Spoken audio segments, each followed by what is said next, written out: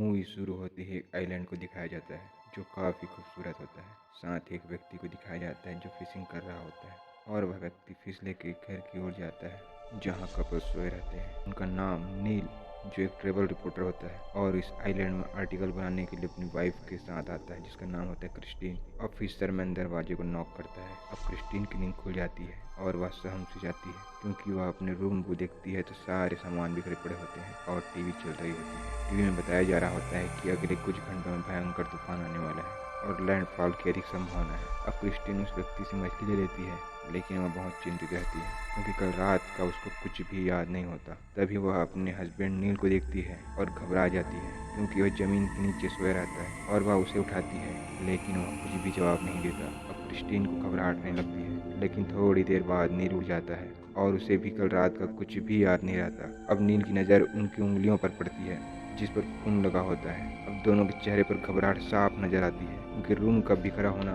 नील की उंगलियों पर खून लगा होना और पिछली रात का कुछ याद न होना। अब क्रिस्टीन अपने गले में एक नेकलेस को देखती है जो कि उसका नहीं रहता। अब इन दोनों को एक बोट पकड़नी होती है क्योंकि अब यह अपना काम खत्म करके वापस जा रहे होते हैं। वे दोनों एक टैक्सी बुक करवाते हैं और बोट की तरफ जाते हैं लेकिन क्रिस्टीन को लगता है कि टैक्सी ड्राइवर उन्हें गलत रास्ते पे ले जा रहा है। तब ड्राइवर कहता है कि उस रास्ते पे फेस्टिवल चल रहा है, वहाँ भीड़ बहुत होगी और रास्ता जाम होगा, इसलिए वह इस रास्ते से उनको बोट तक पहुँचा देगा। लेकिन नील और क्रिस्टीन कहते हैं कि उन्हें जल्दी पहुँचना है नहीं तो बोट मिस हो जाएगी। अब ड्राइवर और नील में बहस होने लगता है और ड्राइवर उन दोनों को रास्ते पर ही उतार कर चला जाता है। अब वे दोनों वहाँ से अपने बैग को लेकर बोट की ओर चले जाते हैं। अब बोट में जाने से पहले उनसे वीज़ा मांगा जाता है। क्रिस्टीन अपना बैग चेक करती है लेकिन उन दोनों का पासपोर्ट नहीं रहता तो उनको बोट में बैठने नहीं दिया जाता और बोट वहाँ से चली जाती है। तभी क्रिस्टीन कहती है वह अपना बैग बोट पर ही रखाई तो बोट की एम्प्लॉय कहती है 7 बजे एक और बोट है, वह उसमें जा सकती है और उसे अपना बैग वापस मिल जाएगा।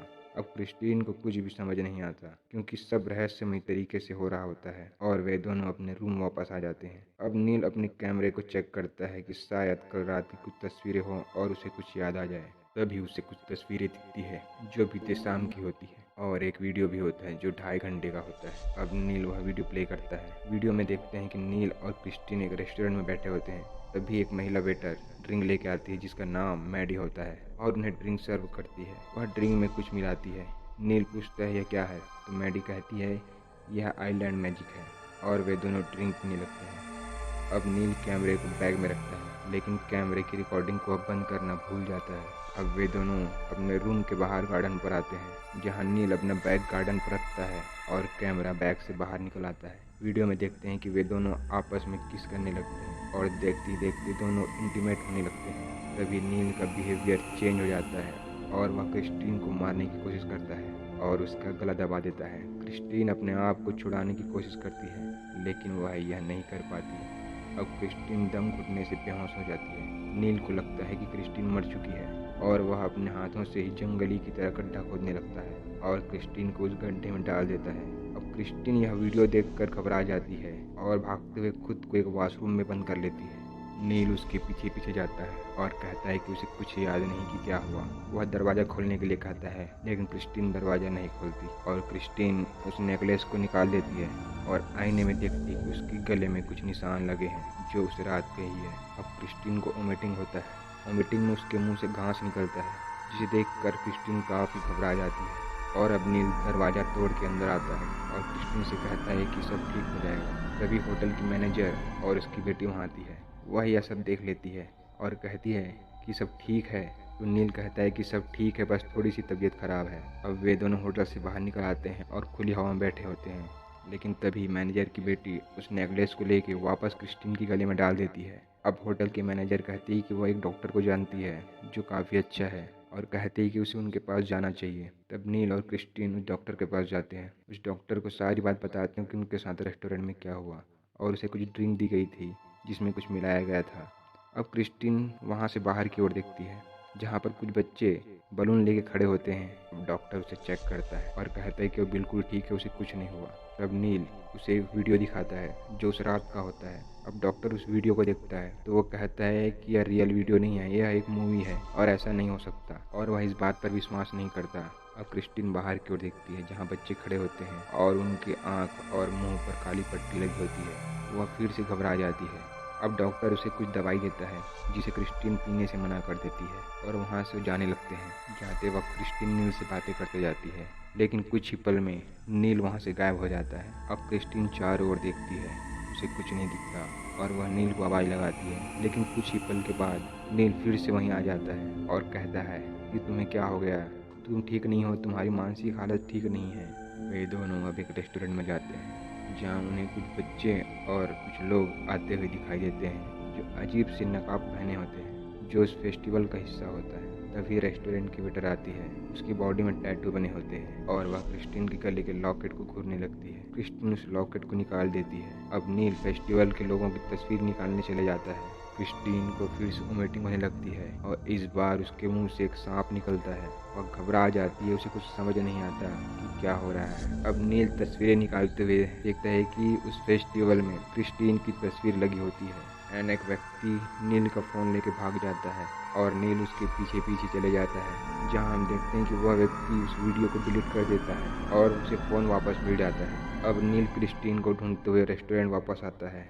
और वह ढूंढता है और उसे समझ नहीं आता कि क्रिस्टीन कहाँ चली गई। वह वॉशरूम को भी देखता है, लेकिन वॉशरूम में वह मौजूद नहीं रहती। अब क्रिस्टीन अपने आप को एक अलग ही जगह में पाती है, जहाँ वो देखते हैं कि अजीब से लोग उसके साथ खड़े हुए हैं। वे लोग जिनके मुंह सिले हुए हैं और एक लड़की को देखती जिसके हाथ में इंजेक्शन होता है। वह इंजेक्शन में अपने आंसू को डाल रही होती है और उस इंजेक्शन को उसके आंख पे लगाती है। अब क्रिस्टीन चिल्लाने लगती है। अब नील उसे ढूंढते हुए आता है और क्रिस्टीन उसे मिल जाती है, लेकिन वह देखता है कि क्रिस्टीन का हाथ कटा हुआ है और उससे ब्लीडिंग हो रही है। तब वह उससे पूछता है कि तुम कहाँ थी, तो क्रिस्टीन उसे सारी बात बता देती है और क्रिस्टीन और नील वहाँ से चले जाते हैं। जाते जाते क्रिस्टीन मैडी को देखती है, जिसने उसे उस नेकलेस को दिया होता है।